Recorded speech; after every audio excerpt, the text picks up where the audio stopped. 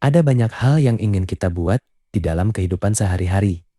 Mulai dari bahan rongsokan menjadi lebih berguna di kehidupan kita. Seperti pria cerdas kreatif ini yang membuat sepatu boot menjadi alat penyelam di laut.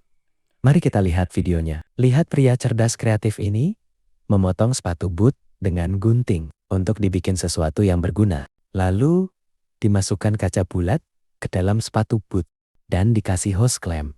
Alat ini berfungsi mengencangkan dan mencegah kebocoran. Setelah kencang, lalu memotong sisa sepatu boot yang tidak diperlukan dan memotong lagi dengan cutter sepatu boot untuk membentuk sesuatu. Setelah terbentuk menjadi kacamata penyelam, pinggir karet dilubangi dengan cutter di dua sisi dan dipasangkan karet panjang ke dalam lubang. Diikat dengan kencang biar tidak lepas saat menyelam. Dan jadilah kacamata penyelam dari sepatu boot. Kalau ada sepatu boot di rumah yang tidak terpakai, jangan dibuang. Jadikan yang berguna. Ada lagi video yang di luar pikiran kita tentang balapan MotoGP. Kalau kalah jangan marah. Lihat pria ini menggendong motor di balapan sirkuit. Bukannya balapan, malah berlari menggendong motor duet maut dengan Marc Marquez. Sampai segitunya dilempar motor ke Marc Marquez. Memotong gagang kuas, melubangi, kasih lem, dikasih tutup botol. Dan jadi kuas anti tumpah kreatif. Ini pria cerdas kreatif, dari hal kecil bisa jadi yang luar biasa. Melubangi tutup botol, dilem, ditindih di atas busa, masukkan cair hitam. Lalu kayu diwarnai tanpa tumpah. Kerajinan tangan yang bikin ruangan kamu auto estetik. Butuh waktu 3 hari buat bikin ini, tapi cantiknya seumur hidup. Mari kita lihat video yang satu ini. Pria kreatif ini mau bikin apa dengan ban yang lagi diwarnain. Pertama, ban dimasukin kayu ke dalam, lalu dikencangkan dengan baut dan bor listrik. Begitu juga dengan ban yang satunya lagi, dimasukin kayu ke dalam dan dikencangkan dengan baut. Dan jadilah pajangan unik di dalam rumah. Stop buang jerigen oli bekas. Ini ide brilian untuk simpan alat teknik. Lihat pria cerdas kreatif ini. Memotong sisi jerigen plastik dengan cutter tajam. Dilubangi dengan solder listrik. Dikasih kayu dan dikencangkan dengan baut untuk menyimpan kunci pas, obeng tang, dan perlengkapan bengkel. Baut karat bikin kerjaan lambat. Ini rahasia lepas baut 10 detik tanpa emosi. Sudah dipanasin, diketok, baut tetap beku. Anda tidak sendiri. Bengkel-bengkel lain juga ngerasain. Mari kita lihat video yang satu ini. Inilah cara bagi pria cerdas kreatif ini. Dalam membuka baut yang berkarat, cukup dengan rantai motor dan kunci pas. Rantai motor dimasukkan ke dalam lubang kunci pas. Lalu dikasihkan paku drat dan diputar. Lihat pria cerdas kreatif ini, dikasih 1 gelas jus jeruk. Langsung memilih kayu untuk ukuran gelas. Inilah ukuran yang pas untuk ukuran gelas.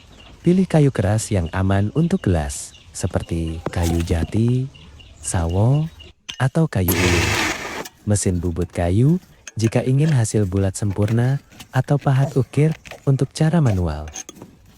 Siapkan sebilah papan kayu untuk penyangga pahat ukir. Dengan cara manual, gunakan kapak kecil atau gergaji untuk membuang bagian kayu yang tidak perlu hingga mendekati bentuk dasar. Membuat gelas kayu bisa dilakukan secara ukir untuk hasil yang lebih presisi. Mulailah dengan meratakan permukaan kayu hingga menjadi silinder halus. Lalu bentuk lekukan sesuai desain yang diinginkan. Membuat beberapa garis di permukaan gelas agar terlihat bagus. Setelah selesai pembentukan luar gelas, saatnya pengerukan bagian dalam atau hollowing. Pengerukan bagian dalam atau hollowing, gunakan pahat khusus pengeruk atau pahat lurus untuk membuat lubang di tengah. Mulailah dari titik tengah, secara perlahan menuju dinding luar. Sisakan ketebalan dinding yang cukup, biasanya 5-8 mm, agar gelas tidak mudah pecah saat digunakan. menghaluskan permukaan sambil kayu masih berputar agar gelas tidak kasar. Gunakan amplas dari tingkat kekasaran rendah ke tinggi untuk mendapatkan permukaan yang sangat halus. Gunakan bahan pelapis yang aman untuk makanan seperti minyak mineral oil atau beeswax. Hindari pernis kimia biasa karena gelas akan bersentuhan dengan minuman. Oleskan secara merata untuk melindungi kayu dari air dan bakteri. Setelah selesai, lepaskan dari mesin bubut. Pria cerdas kreatif ini dan melihat hasil dari kayu buatannya sendiri. Mencoba menuangkan air ke dalam gelas kayu. Dan hasilnya luar biasa. Apa yang pria tua ini lakukan dengan adonan putih ini? Membuat kapur sirih dari cangkang keong. Secara tradisional dilakukan dengan menjemur cangkang selama 3 hari. Mempersiapkan bahan untuk pembakaran cangkang keong dengan alat sederhana yang ada di sekitar. Mengambil kayu bakar yang sudah dikumpulkan. Diambil cangkang keong yang sudah dijemur di bawah sinar matahari selama kurang lebih 3 hari agar benar-benar kering. Dimasukkan ke wadah pembakaran.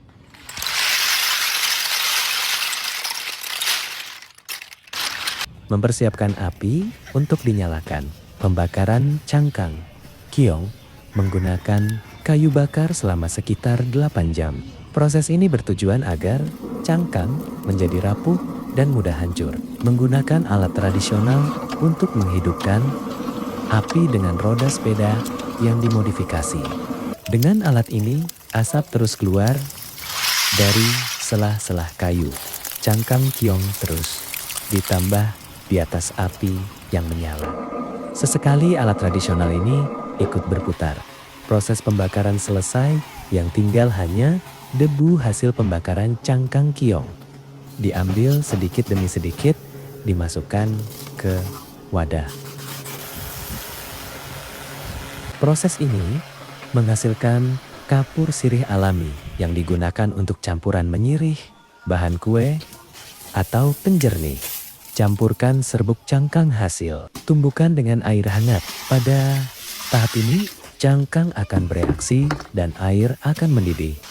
Setelah dingin, aduk cangkang keong yang sudah rapuh. Menggunakan alat aduk hingga menjadi serbuk atau pasta. Aduk dan haluskan adonan hingga mencapai tingkat kelembutan yang diinginkan. Proses ini biasanya dilakukan secara tradisional dan turun-temurun. Complete. हाँ